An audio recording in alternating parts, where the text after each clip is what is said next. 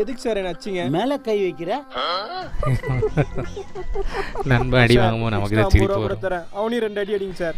ஏய் இங்க வாடா. என்ன சார்? ஏய் போய் முட்டி போடுங்க போ போ. சார் நல்ல வேளை முட்டி போட சொன்னாரு, சட்டி போட சொன்னீங்க கஷ்டம். கம்முன்னு உட்காரணும்.